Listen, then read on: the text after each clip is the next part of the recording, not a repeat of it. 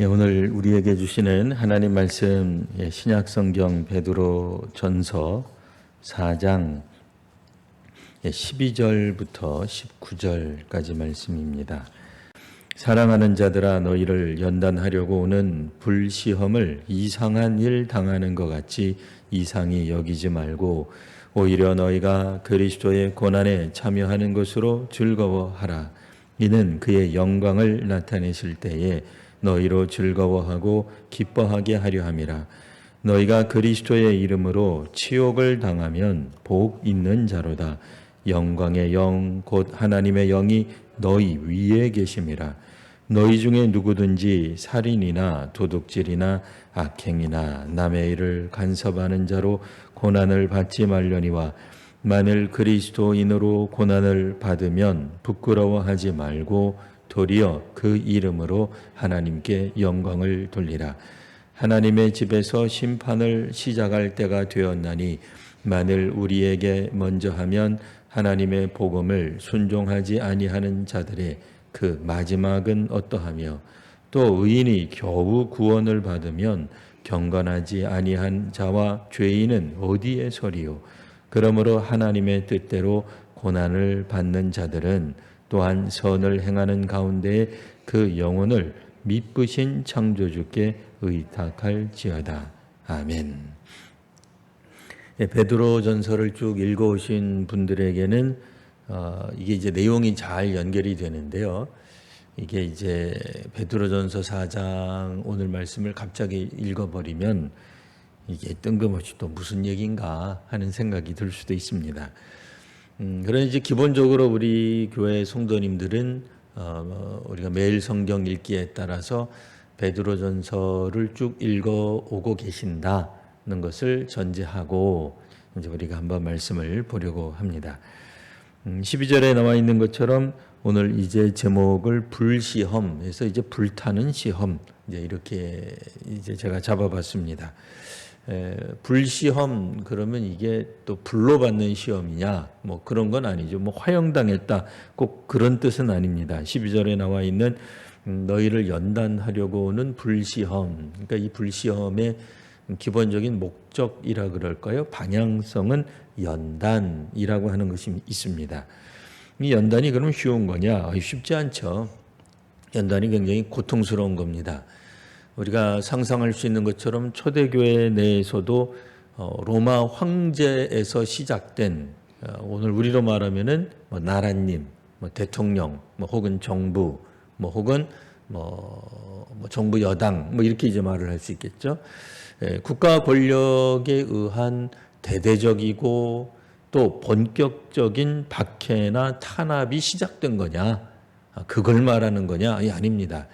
오늘 성경에서 말하는 불시험은 비록 연단이라고는 나와 있으나 대대적인 탄압이라기보다는 뭐 국지적인, 뭐 혹은 부분적인, 뭐 일부에서 일어나는, 뭐 이를테면은 각자가 처해 있는 삶의 처소에서 생겨나는 어떤 그런 특별한 관계성 속에서 일어나는 시험, 뭐 문제라고 이제 볼 수가 있습니다.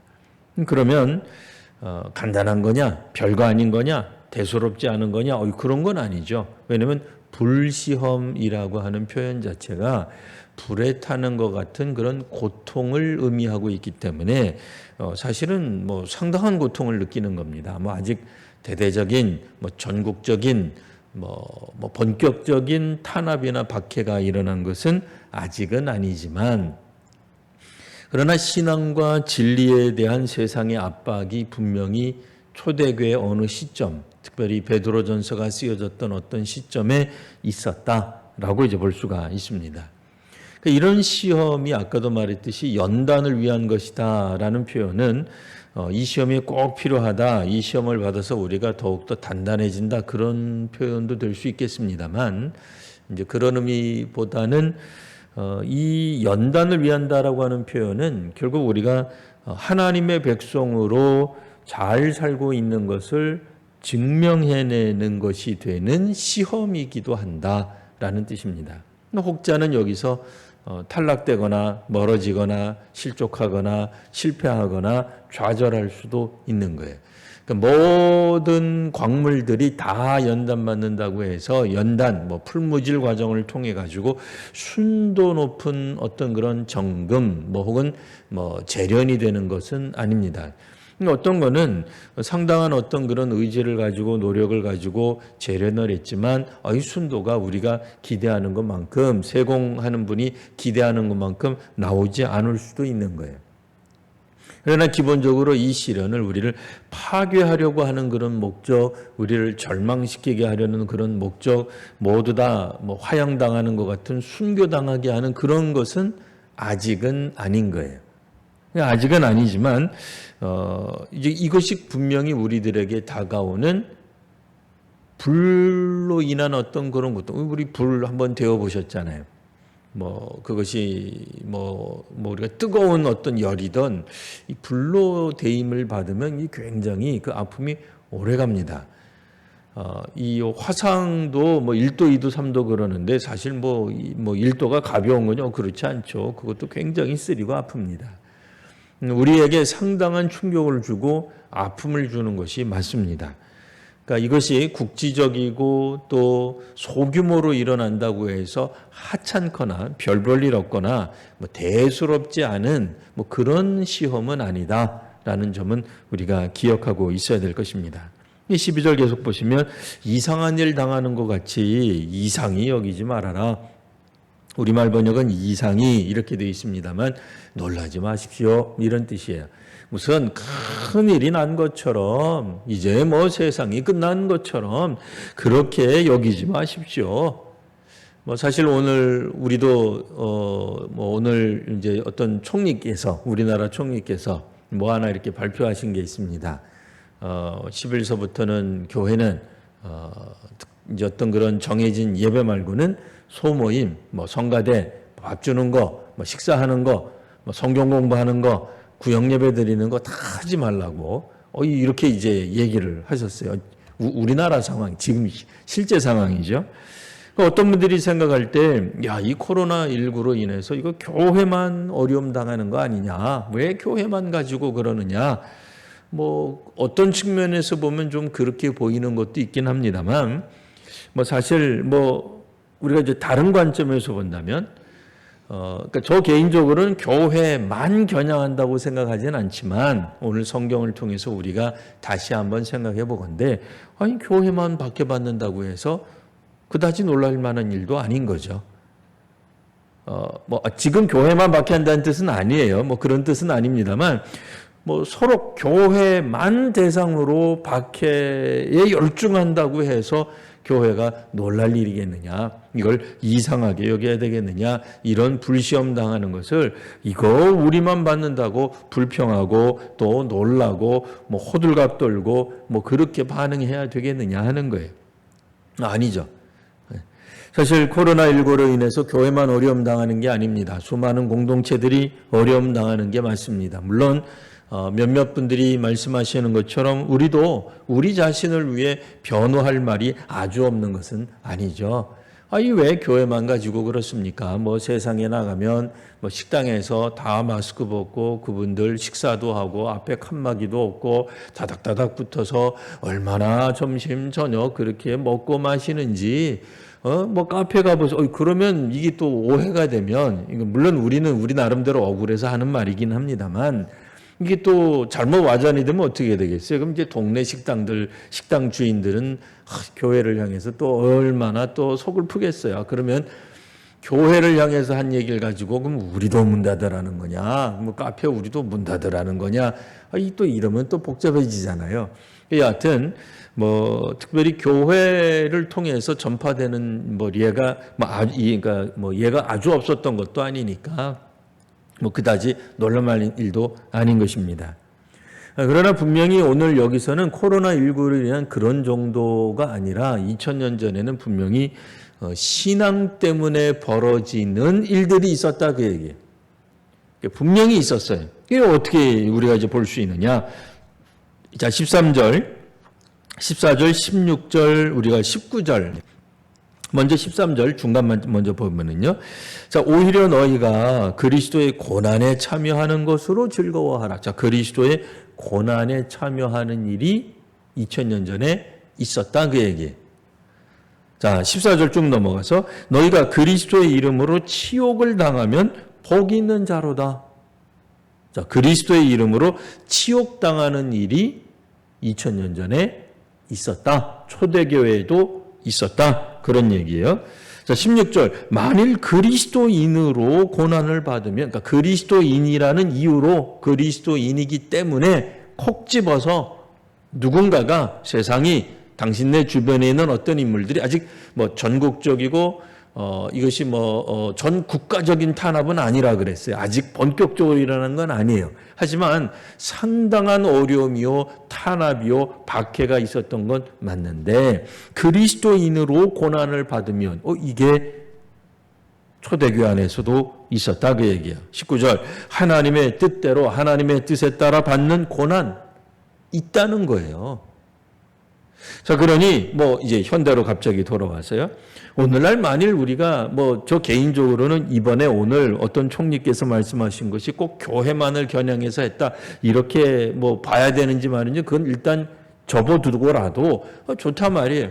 이게 교회를 향한 어떤 박해다, 이 전적인 박해다, 교회만 겨냥하고 있다라고 한다 한들 그렇게 놀랄 일은 아닌 거다 말이에요. 2000년 전에도 있었던 일이에요. 자, 오늘 이야기는 아니고요. 다시 한번 2000년 전으로 돌아가서 보겠습니다. 13절 보시면 자, 오히려 너희가 그리스도의 고난에 참여하는 것으로 즐거워하십시오. 그리스도인들은 그리스도의 고난에 참여하는 믿음의 사람들, 교회 공동체, 신앙 공동체는 그리스도의 고난에 참여하는 일이 있습니다. 근데 우리가 사실 고난에 참여하는 게 얼마나 몰라요. 이번에 또 마침 또 우리 이제 그 권사로 안수 받으신 두 분이 또 탁 나와 계시니까 자, 내가 이제 권사가 됐단 말이에요. 그래서 교회를 위해서 봉사를 하고 있는데 목사님이 안 알아주네? 내가 이렇게 열심히 내는데 왜 안 알아주지? 내 선배 권사님들은 왜 내가 이렇게 열심히 내는 걸 안 알아주는 거야? 내가 그리스도인만 아니었어도 그런 생각 들면 안 되지만 든다고 생각해 보세요. 그리스도의 고난에 참여한다는 게 사실 얼마나 어려워요. 내가 지금 다른 사람이 알아주지 않아도 주를 위해 하나님 나라를 위해 혹은 교회나 다른 성도들 신자들의 삶을 돌보고 있는데 누군가가 정당하게 나에 대해서 평가해 주지 않으면 우리는 굉장히 불쾌하게 여겨요. 부당하다고 여겨요. 이런 고난은 있을 수 없는 일이라고 생각을 해요. 그리스도의 고난에 우리가 참여하고 있는 건데 말이죠. 그런데 오늘 성경에서 뭐라고 얘기하냐면 그가 영광을 나타내실 때, 그의 영광을 나타내실 때, 이게 이제 제가 가끔씩 이야기하는 게 제가 국문학자는 결코 아닙니다만 그의 영광을 나타내실 때, 그러니까 예수께서 영광을 나타내실 때 다음이죠. 부활하시고 또 승천하시고 우리가 나중에 부활해서 하나님 나라의 심판에 들어갔을 때 혹은 예수께서 모든 만물을 다스리는 권능을 받으시고 모든 만물들이 그 앞에서 복종하게 될 때 어느 때가 어느 시점으로 말하기는 어려우나 그리스도께서 영광을 나타내실 때에 우리도 즐거워하고 기뻐하게 될 것이다. 그게 뭐겠어요? 그리스도의 고난에 참여한 사람들이 결국은 마지막 순간에 예수께서 영광을 받으시면 우리도 그 영광에 함께 참여하게 되는 거죠. 예수님이 받으셨던 고난 우리 잘 알고 있습니다. 그 십자가 지시기까지 자신의 억울함에 대해서도 변호하지 아니하시고 십자가에 달렸을 때도 지나가는 사람들이 말을 하기를 내가 만일 그리스도라면 내려와서 너 자신도 구원할 뿐 아니라 우리도 구원해봐라. 그러면 우리가 믿겠다. 이런 비난들 종종 들으셨잖아요. 변호하지 않고 마치 어린 양이 도살당할 장을 어린 양이 끌려가는 것처럼 아무런 반항도 말씀도 하지 아니하고 끌려가셨던 것처럼 근데 우리 그렇게 못 산단 말이에요. 하나 아프다고 우리는 얘기해야 돼요. 두 가지가 문제 있다고 얘기해야 돼요. 세 가지가 문제가 있다고 얘기를 해야 되는데 여기서는 그렇지 않다. 그런 일 당한다 하더라도 이것은 이상하게 여길 일이 아니자. 무서운 큰일이 난 것처럼 놀라지 말아라. 14절 그리스도의 이름으로 너희가 치욕을 당한다면 우리 스스로 막 부르부르 그냥 떠는 거야.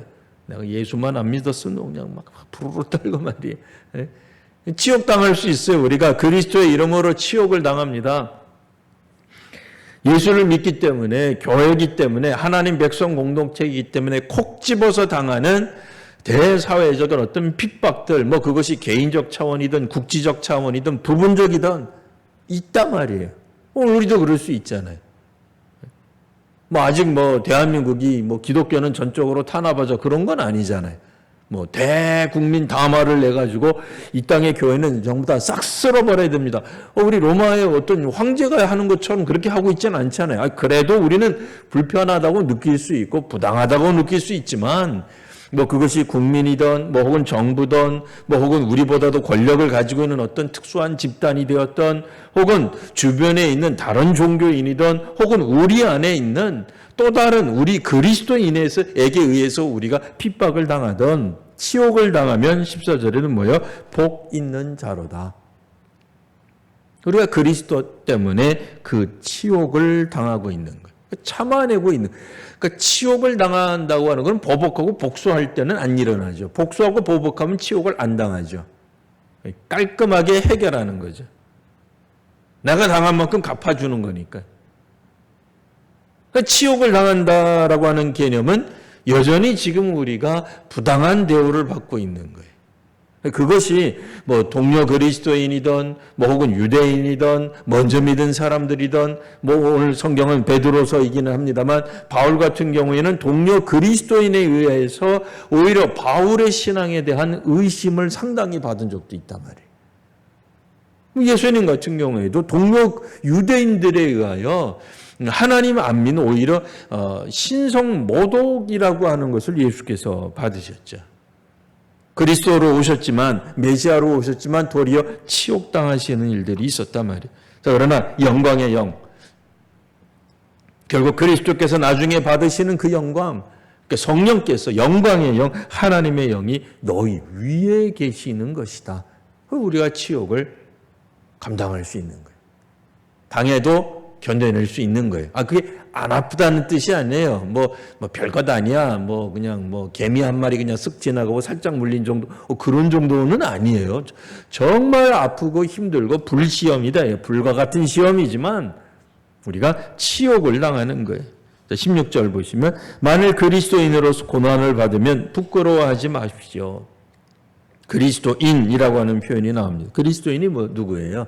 그리스도를 따르는 사람이죠. 예전에는 이 그리스도인을 우리 이 조선 말기 때 뭐라고 불렀어요? 예수쟁이 이렇게 불렀습니다. 요즘은 장인 이렇게 이제 부릅니다만 그거보다 조금 낮은 표현이 장이, 그거보다 더 낮춘 말이 무슨 쟁이 이렇게 되는 거죠. 그래서 그 어떤 특성을 가진 사람들을 이게 전미사로 붙어가지고 약간 얕잡아서 조금 이렇게 낮추어서 부르는 말이죠. 겁쟁이 뭐라고 이렇게 부른다든지요. 좋은 말로는 멋쟁이는 약간 좀 좋은 표현이긴 합니다만, 혹은 그 일을 업으로 삼는 사람, 이렇게 할 때도 있죠. 그래서 글쟁이라든지, 우리가 말하는 것처럼 예수쟁이 이런 표현도 여기에 들어갈 수 있습니다.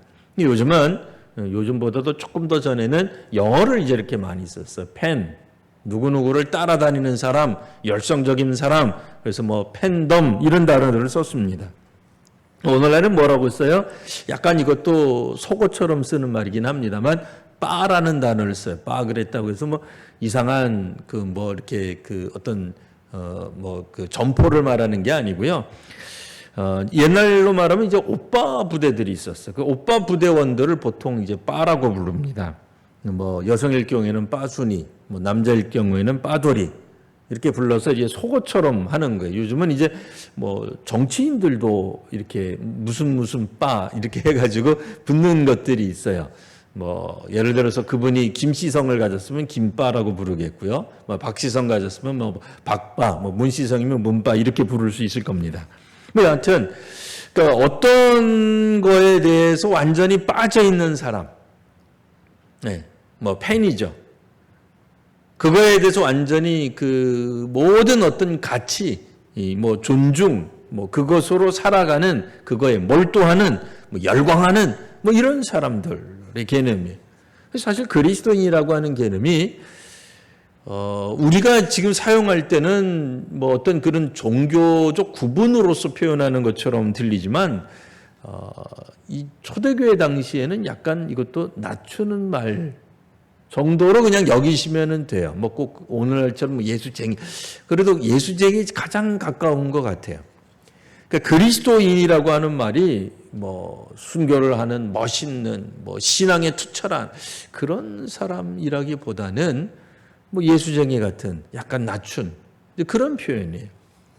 자, 그러니 그리스도인으로 고난을 받으면 사람들이 너 그리스도인이냐? 너 예수쟁이냐? 너 교회 다니냐? 하고 사람들이 우리를 겨냥해서 공격할 수 있어요. 2000년 전에도 있었어요. 흔히 있는 일이에요. 이런 일들이 일어날 때에 그 이름으로 하나님께 우리는 어떻게 해야 된다고? 영광을 돌려야 된다라는 말입니다. 그리스도인이라는 이름으로 하나님께 영광을 돌릴 수 있어야 되는 겁니다.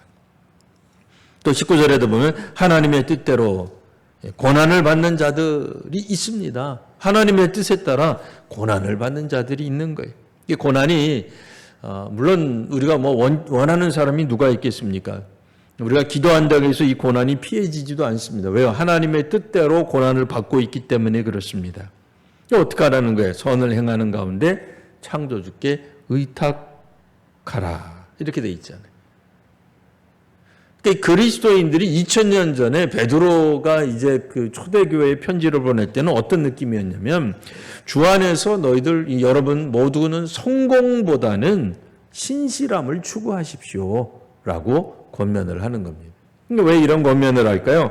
바로 윗부분 17절 18절에 그 내용이 나와 있습니다. 이제 하나님의 심판이 일어나기 때문에 그랬어요. 심판이 시작되는 거예요.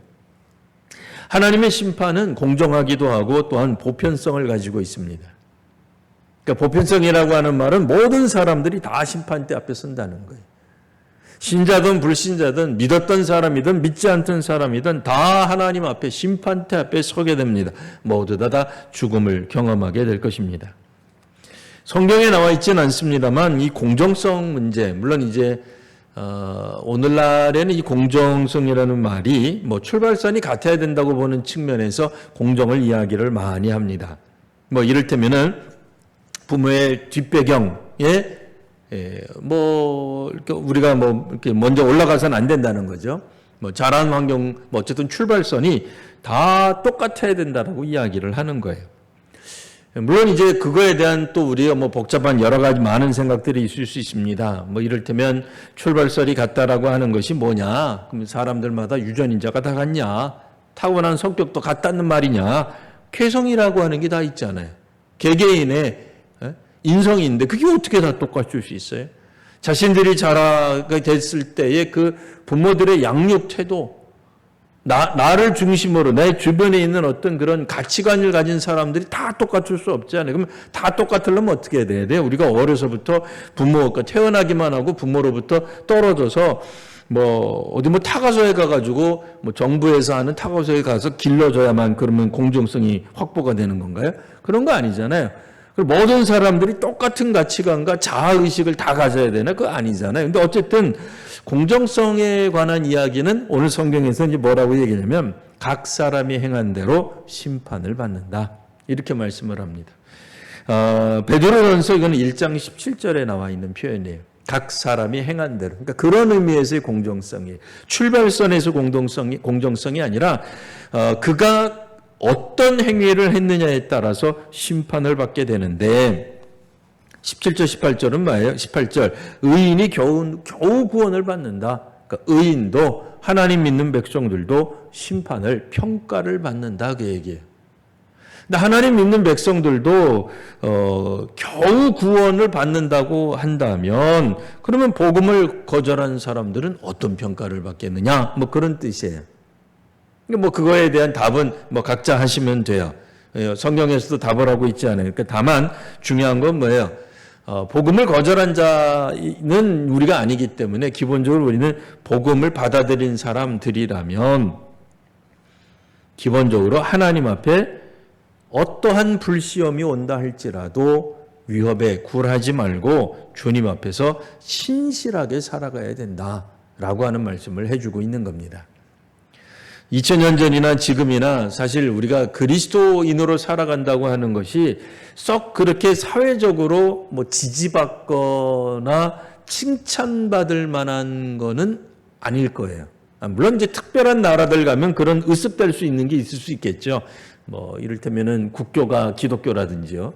뭐 그런 특별한 나라들에 가면 상당히 존경받을 수 있을 겁니다. 그러나 문제는 뭐예요? 오늘날 우리들이 때로는 뭐 권사로 임직을 받기도 하고 또 어떤 이들은 목사가 되기도 하지만 그것이 이 사회 속에서 존경받는 위치가 되는 것과는 실상 거리가 먼 개념이에요. 그러니까 만일 물론 이제 교회 안에서는 혹 존경을 받을 수 있을지 몰라도 심지어는 교회 안에서조차도 그것이 존경받는다는 의미로 사용된 적은 거의 없어요. 그러니까 하나님의 말씀에 봉사하고 하나님 나라에 봉사하기 때문에 하나님 일을 하는 사람들이기 때문에 서로 존중하고 사랑하고 그의 말에 순종하자고 이야기하는 거지 그것 때문에 우리들 안에서 스스로 높임을 받는다든지 그런 개념은 아니에요. 실제로 그리스도인들이 된다는 것도 이 땅 위에서 존중받는다는 개념하고 조금은 그런 개념이 원래 없어요. 그러니까 안 받는다, 타락한다, 허접한 인간이 된다, 하층민으로 전락한다 그런 개념도 아니지만 그렇다고 해서 그리스도인이 되는 것, 혹은 오늘 우리식으로 말하면 항존직이 되는 것, 목사가 되는 일, 장로가 되는 일이 이 땅 위에서 혹은 우리가 명함을 파고 나 이번에 장로가 됐어요. 이번에 내가 권사가 됐지요. 라고 세상에 그러니까 믿지 않는 사회에 이야기한다고 해서 그분들이 그러셨어요? 교회 목사님이셨어요? 라고 누가 우리를 칭찬해 주겠어요? 누가 우리를 더 존중해 주겠냐? 그건 전혀 관계없는 거예요. 오히려 그 표현은 어떤 측면에서 보면 그리스도인이기 때문에 더욱더 시험을 받기에 더 많이 노출되는 상황이다라고 볼 수 있는 거예요. 더 많은 불시험을 당하게 될 것입니다. 목사가 되기 때문에 장로가 되기 때문에 권사가 되었기 때문에 오히려 더 큰 불시험이 우리를 사로잡을 수 있는 것입니다. 직분을 받았기 때문에 이제부터는 사탄이 우리를 감히 건드리지 못하는 완벽한 존재가 되고 더욱더 내공이 든든해져서 그까짓 조그만한 시험은 시험 같지도 않은 것이 되느냐가 아니고 도리어 목사가 되고 항존직이 되고 오늘 성경 이제 그리스도인이 된 겁니다. 그리스도인이 되었기 때문에 더더욱 많은 시험들이 우리들 앞에 놓여지게 될 것입니다. 그런 의미에서 2000년 전이나 지금이나 그리스도인으로 살아가는 것은 불시험 당하는 일이라고 보시면 되겠습니다. 사실 우리가 더 큰 일을 하기 위해 더 많은 책임을 지는 일로 나아갈 때 실상 우리들에게 다가오는 것은 더 많은 권회예요. 더 많은 기도 제목이에요. 그렇지 않아요? 일을 해보셔서 아시겠지만 결혼 전에 우리 기도 많이 하게 되잖아요. 자녀를 낳으면 더 기도가 더 많아지잖아요. 그렇죠?